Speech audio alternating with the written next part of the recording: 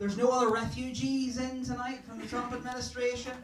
No, you see, I was born in America, and I came over here when I was 6 years old, and I can sum up the American experience for going anywhere else, and it can be summed up in exasperatingly shouting, I didn't fucking do it!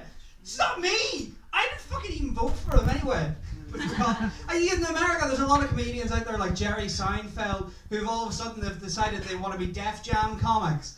And then whenever the jokes don't work, they start blaming the audience. Well, you know, the people are just too PC. They're just too PC nowadays. It's like, I feel like that's too much of a card people play whenever their jokes aren't working. Like, there's this one comedian that I got up on stage, and he started telling Holocaust jokes.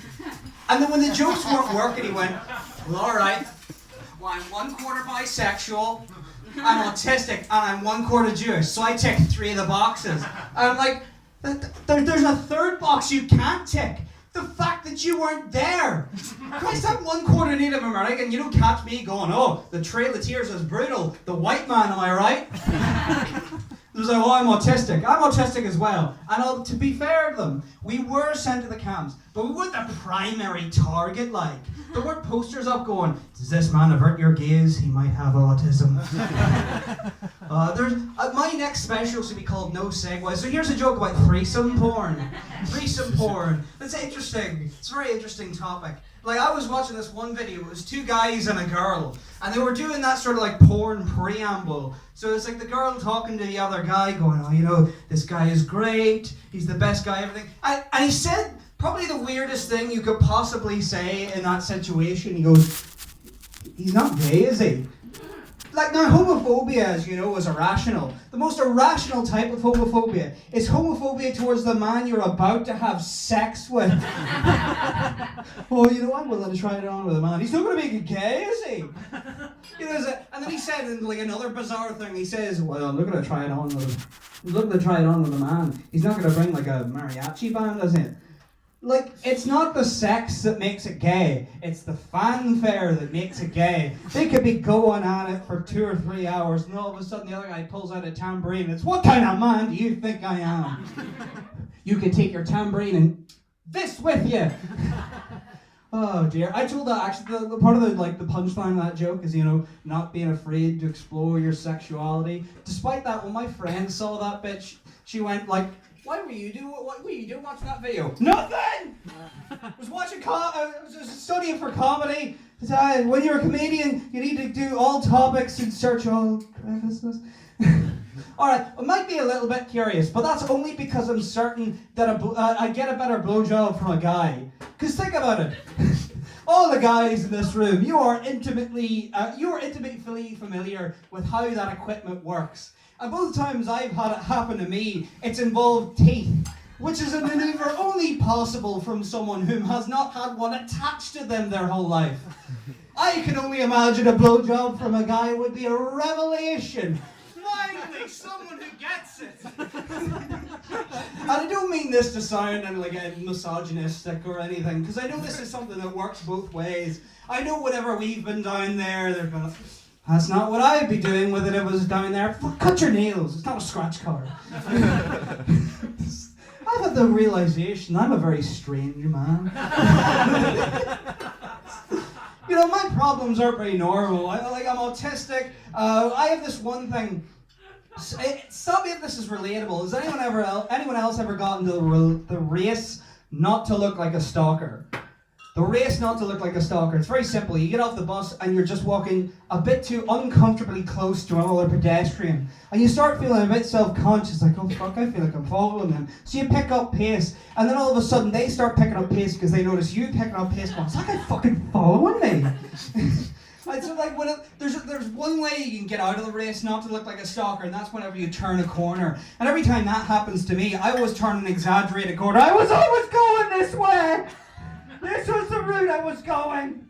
And then there's sometimes though when that doesn't work, it's like, okay, it's all right. You just turn this corner, you go, oh fuck, they turn that corner too. And I start getting upset at my projected sense of anxiety, going, fuck you, I feel like you're following me.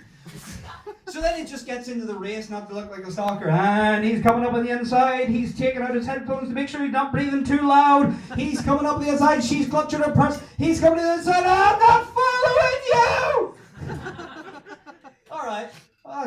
Okay, maybe that's a little bit relatable. Tell me, does anyone else here like hold their breath because they're afraid to breathe around strangers? Oh no, just me. Confirmation of a freak, which we call it. But one of the other sort of relatable problems that I have is sort of the job search right now. My job search, my whole 2 months has been the opening of They Live, just walking around with a backpack and jeans, going, "Here we are you looking staff? Can you please take a fellow worker on, please, for you?" It's like I walk into places and I hand in my CV and I go, "Hey, you guys looking staff? I saw on the outside, I just thought to hand in my CV." "All right, that's all right. I'll just take that to the manager there." "All right." "Oh, so I showed it to the manager there." "Oh, what did they say?" "Said they'd be in touch." Like now, the one job that I really want to get is I want to be like a coffee barista, which is like, I don't understand why it's so hard, because every place that I go to search for like this looking barista work, it's always you need a minimum of 1 year experience. And that's everywhere I go. Do like barista shops, does like coffee shops just grow out of the ground like sunflowers or something? Because that could be the only possible explanation to employed baristas and coffee shops that require a 1 year experience. I can just feel the animosity coming from the interviewer. He wasn't grown out of the ground like a stalk of corn. I don't even understand why they need such experience. Being a barista is easy. It's all the same drink. If you take away those fancy Italian names, it's just a guy standing there asking you how much milk you want in your coffee. That's what being a barista is. And then I went to go to sign on. And I go into the job office and they tell me, "Oh, okay, well, you have to do it online because they've changed it to this universal credit scheme." "Oh, universal credit? Oh, what's that? What does that mean?" I see. And then I did this trial shift. I did a trial shift.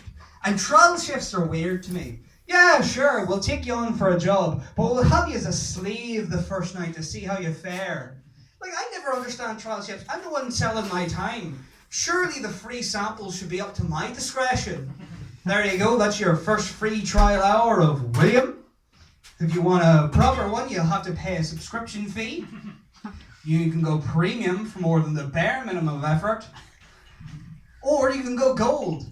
The sky's the limit when you go gold. Gold includes showing up on time, helpfulness towards the customers, and general helpfulness towards the business. You never know, the sky's the limit when you go gold. I might even be able to pay rent.